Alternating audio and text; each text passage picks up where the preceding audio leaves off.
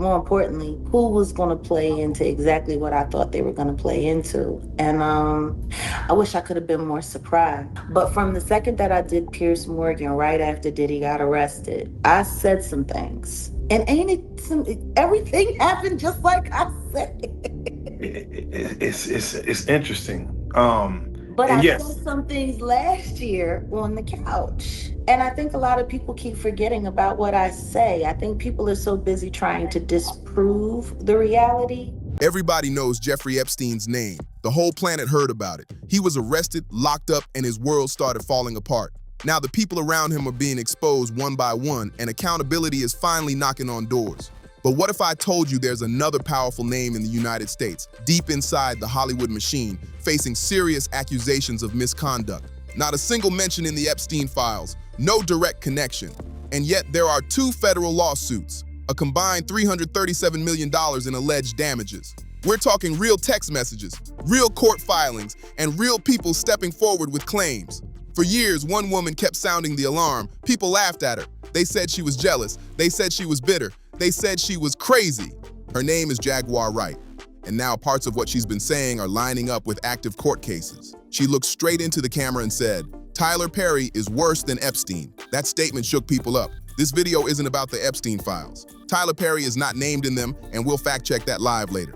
Zero confirmed connection to that case. But here's what is unfolding right now. 2 separate men, both actors, both working on Tyler Perry Productions, filed lawsuits within 6 months of each other. They didn't know each other. They didn't team up, yet their claims describe a similar pattern of alleged behavior. That's what has people paying attention. In this video, you're about to hear details that might seriously change how you see Hollywood. Some of this information is heavy, and while researching it, I was honestly disturbed by the kind of behavior being described in these allegations. This would look like thinking that I've made a change and that something like this won't happen to another actor that works for him or another actor in the industry. That would be justice for me. It makes you question how much power some people really hold behind the scenes. So first, who is Tyler Perry? If you don't know his story, here's the quick version. He came from nothing. At one point, he was homeless and sleeping in his car. He started writing and performing stage plays in churches across the South. Everyday working-class black families supported those shows, buying tickets and helping fund his rise. That grassroots support built his foundation. Today, Tyler Perry is a billionaire. He owns Tyler Perry Studios in Atlanta, 330 acres built on a former Confederate Army base. The lot is massive, reportedly larger than major studio spaces owned by companies like Warner Brothers, Paramount Pictures, and Sony Pictures combined. He produces content for BET, Netflix, and OWN, Oprah's network.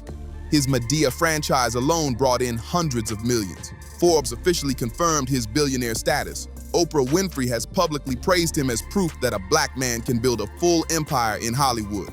Now, who is Jaguar Wright? Jaguar Wright is a singer and longtime industry insider who has spent years calling out powerful names in entertainment.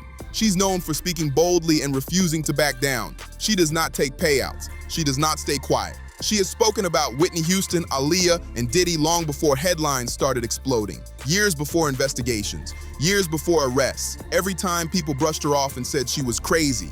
Is this some bullshit? Is this another one of those meetings where you meet with a black billionaire businessman, and while my manager is there, everything is everything. I got my Kinko's presentation with the plastic cover on it.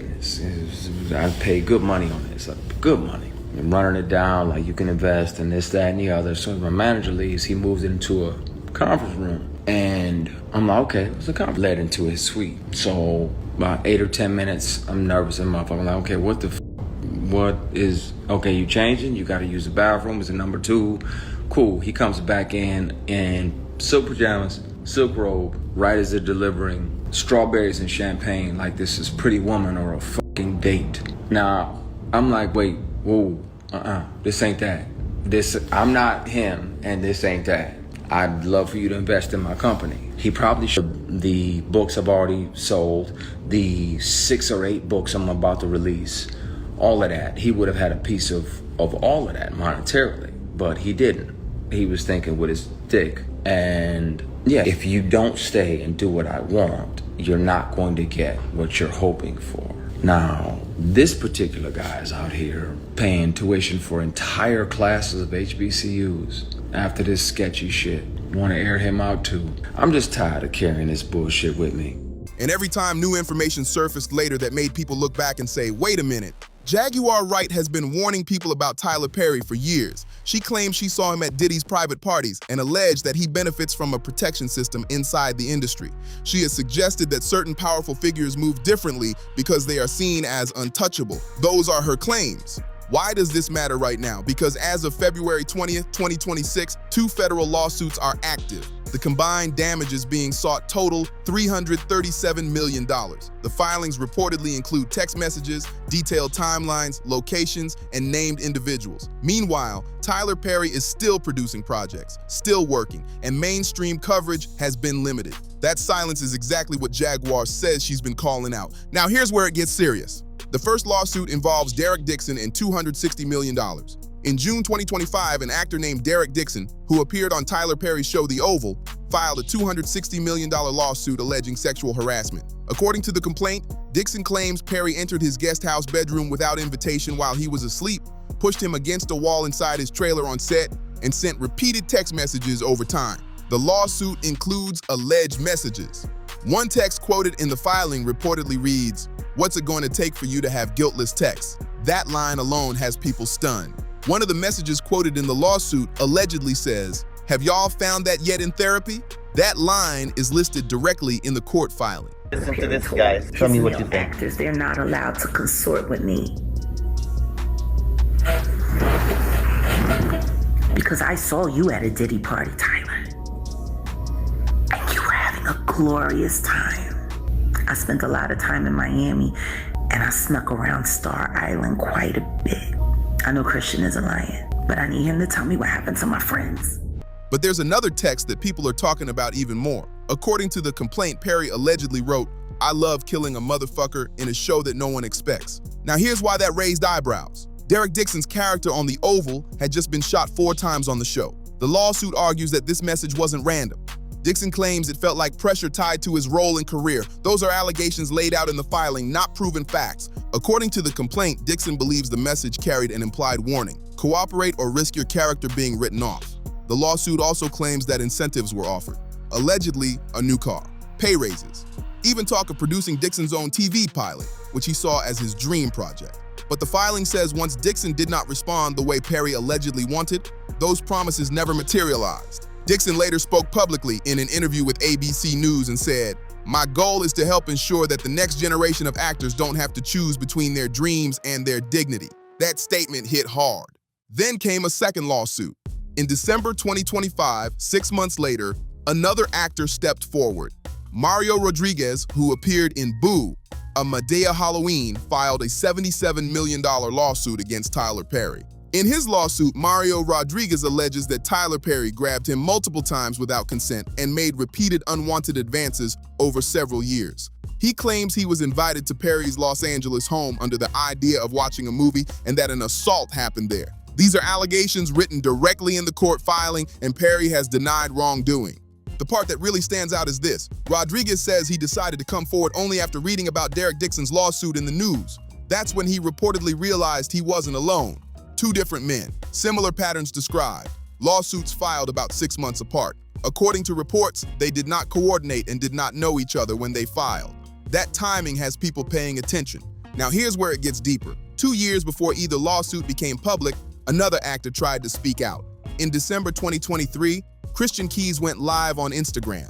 He was emotional and direct. He talked about a powerful Black Hollywood billionaire who he claimed had been harassing him since 2005. He said, "This man has an entire payroll of people who protect him." That line stuck with viewers. Keys also claimed things became so intense that he carried a pocket recorder to protect himself and document interactions. He never directly named Tyler Perry, but observers online pointed out that 2005 was the same year Keys appeared in Diary of a Mad Black Woman, a project connected to Perry. That detail fueled even more speculation. You can count on one hand how many people in Hollywood fit that description. After Christian Keys made those claims, he deleted the videos and went completely silent. That sudden silence had social media buzzing. Some people speculated that pressure was applied behind the scenes, but there's no public proof of that. Then in January 2026, Keys spoke up again. This time, he wasn't focused on harassment claims. He accused Tyler Perry and Tyler Perry Studios of trying to remove his creator credit from the series All the Queen's Men. He said he had to involve the Writers Guild just to get proper credit restored to his own project. That's a serious move in the industry.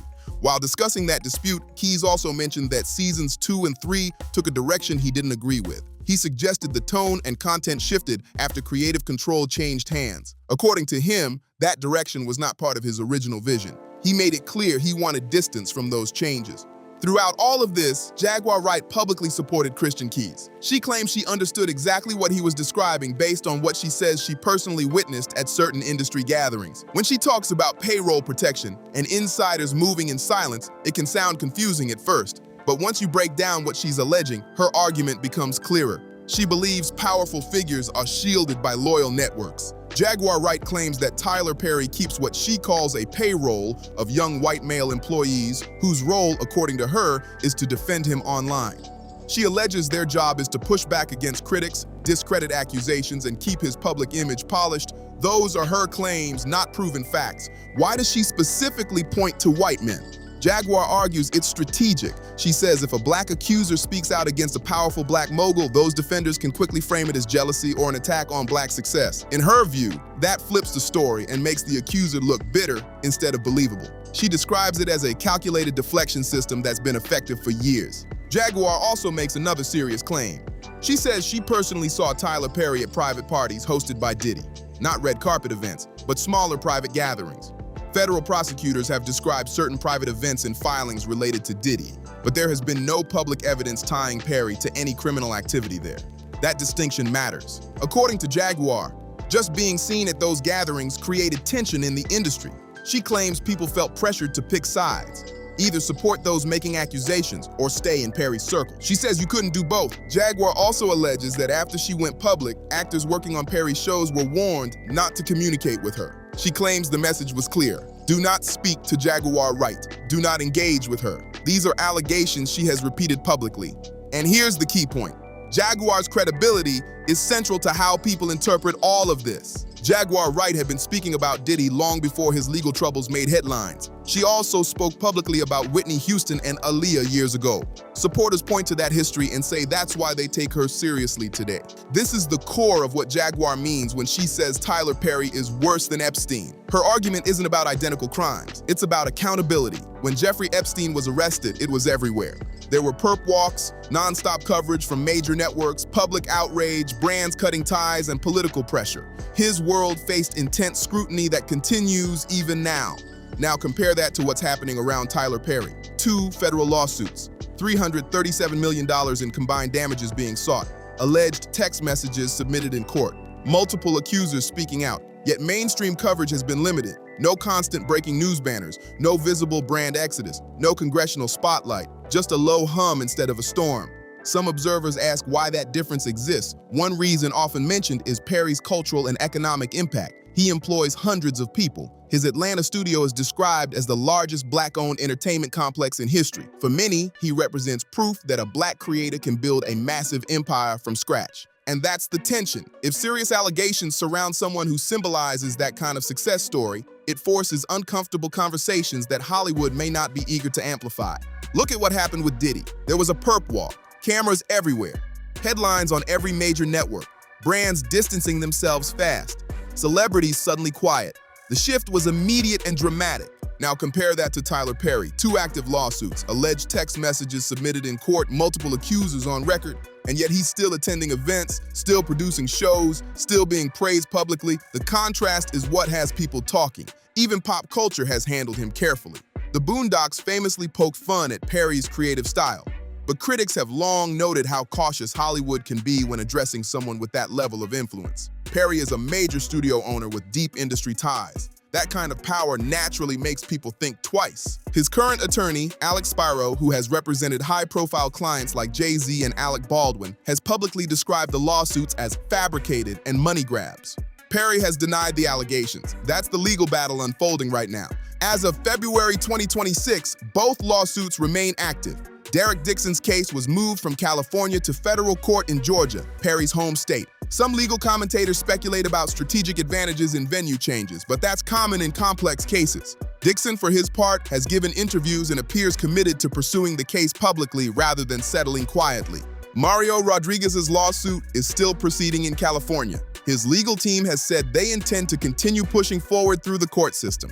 And here's the clear fact check we promised. Tyler Perry's name does not appear in the publicly released Epstein files. There is no confirmed connection between him and that case. That distinction is important. We searched, 0 results, 0 confirmed connection to the Epstein case. That's not what this is about. What this is about are 2 active lawsuits, alleged text messages entered into court records, and 2 men who claim they were exploited by one of the most powerful figures in entertainment. It's also about Jaguar Wright, who has been speaking out for years and says none of this surprises her. She believes she saw the warning signs long before headlines started flashing. Tyler Perry has denied wrongdoing, and his legal team is fighting back hard. The cases are still unfolding. Nothing has been proven in court yet, but the accusations are serious, and the spotlight is getting brighter. So what do you think happens next?